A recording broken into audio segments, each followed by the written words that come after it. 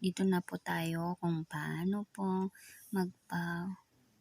gumawa ng magpa-online passport appointment na pwede mong gawin, no need po na magpaano sa mga fixers, times 3, times 2, mga ganun. Ang i-type nyo na lang po is ito yung online passport appointment. Tapos i-click ninyo. O diba pag search ninyo may mga lalabas na ito na mga ganito, schedule an appointment, passport, blah, blah, blah. May mga maraming pagpipilian. Minsan yung mga idadirect ka sa yung ang haba-habang proseso. Pero at least ito, pag makita nyo po itong site na to, i-zoom ko, schedule an appointment, tapos -passportgovernment.ph. Ito na lang po ang i-click ninyo. At least i-direct na po kayo mismo sa site ng DFA. Yan na po. Yan. Ganyan na po ang lalabas. So, click nyo po tong appointment. Tapos, ayan, I have read yung terms and conditions na naintindihan. Halimbawa, kapag mag-isa mo lang ito ang click mo. Kung 2 or more po kayo na magpapa-appointment, gusto nyo po marami kayo. Tapos, yung start group appointment or dalawa po kayo, couple. Yan, start na tayo. Okay.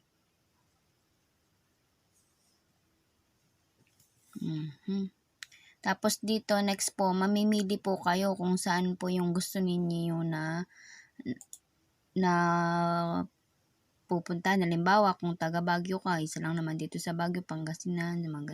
So, Asia Pacific, Philippines. Ito na. Ito yung pagpipilian. Halimbawa sa Antipolo. Yan, sa Baguio, Cagayan. Yung sa Pangasinan, Robinsons lang po yun. So, halimbawa, parang sa akin, ito taga Baguio ako, sa Baguio ako. Then, automatic nag-click na po yung DFA. Yan, dyan. Ito yung address. Nakakuha na po yung pupuntahan ninyo. Next.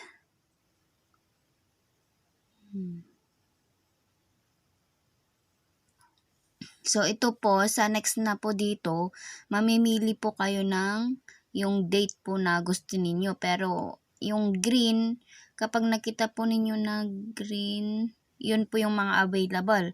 Pero, pag nakita nyo na red or yung wala pong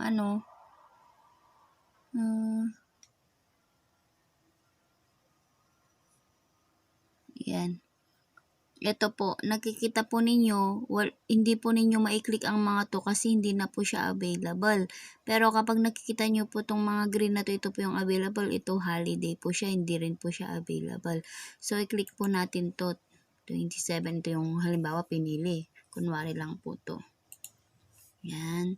Tapos, pag nakita ninyo po dito, yung dito sa morning, hindi po siya available. Sa hapon, ito lang po yung mga pwede. So, ito piliin ko, i-click nyo po yan. Yan. Tapos, yung sa captcha, huwag nyo kalimutan po ang i-click po. And then, next.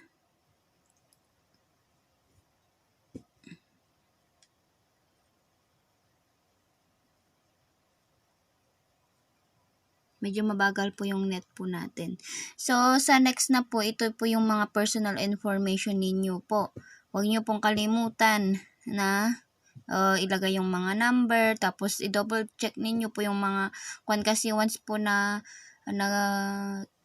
pero after naman nito, i-review po ninyo ito tapos ipapa-review naman po dito sa site na to. Tapos kung may mali, pwede na ninyong edit. Pero once na na-save po ninyo at na-forward na po, na-send na po siya, hindi na po ninyo pwedeng i-correct po siya. So, ito po yung mga personal information. Pagkatapos po ninyo, i-next na lang po ninyo ito.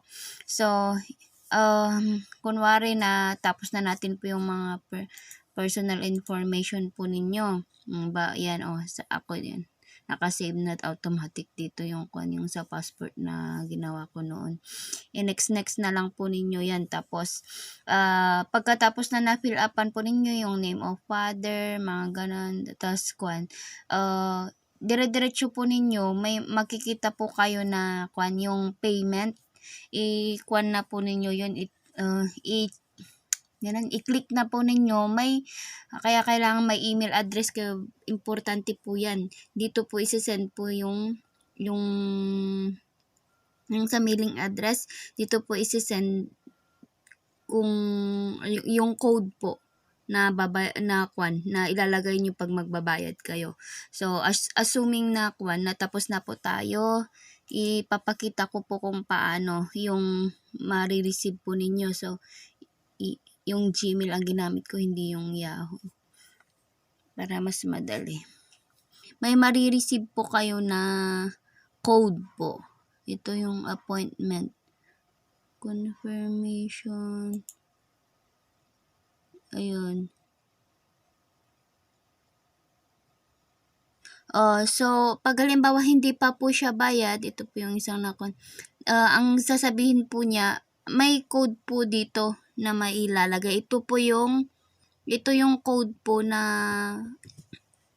ilalagay nyo po sa halimbawa pupunta kayo sa 7-Eleven, sa Bayad Center, within 24 hours kasi yun, once na booking ninyo, bayaran na ninyo. Once na hindi nyo nabayaran, gagawa kayo ulit ng appointment ninyo na panibago after 24 hours. So ito po yung code na sinend po sa inyo. Pero hindi pa ito yung final kasi hindi pa ninyo bayad. Pero once na bayad na ninyo, ito po yung marireceive po ninyo. Pwede ninyo, ito yung code, pwede ninyong gamitin si GCash, i-enter nyo sa pay bills po siya. Pay bills, tapos enter code, ito yun, tapos yung amount, halimbawa kung pipiliin nyo yung 1,250, 1,2 yun, plus 50 kasi sa merchant, tapos yung 950 magiging 1,000.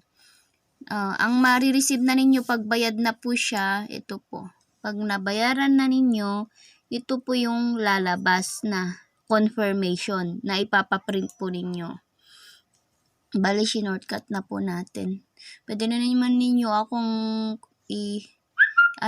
i-message, mag-subscribe po kayo. Willing po akong tumulong, pero kung talagang gusto ninyong gawin ko para sa inyo, willing din po ako mag-assist po sa inyo. So ito po yung pag halimbawa nabayaran na po ninyo yung pinakita ko na code na yon na isi-send, iba-iba pong code yun. Hindi ganun na code din sa inyo, iba rin po sa inyo. So ito, you have successfully confirmed your passport appointment booking. So ayan, halimbawa ito yung napili, Baguio City, Tuesday, andyan na po siya. So 30 minutes before time dapat andun po kayo. Tapos andyan yung ipiprint po ninyo, ito po. Bali 4 pages po to, naka-PDF. Yan, i-click ko. Ayan. Dapat i-print po ninyo itong 4 na to. Dalhin nyo rin po ito. 4. Ito na yung pinaka-resibo na po ninyo na ipapakita. Wala na po kayong babayaran sa office kasi nabayaran na po ninyo online. So, paki-share pa din naman ninyo i-share ito. Tapos, pwede rin naman ninyo kayong mag-subscribe para turuan ko na naman po kayo sa mga yung ibang online na gagawin. Halimbawa sa NBI, tingnan ko kung okay na yung sa TIN. Yan. Ito na po siya. Successfully.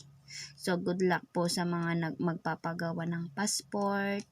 Tsaka para po maiwasan po ninyo ang pagbabayad ng times 2, times 3 na sa mga fixers po.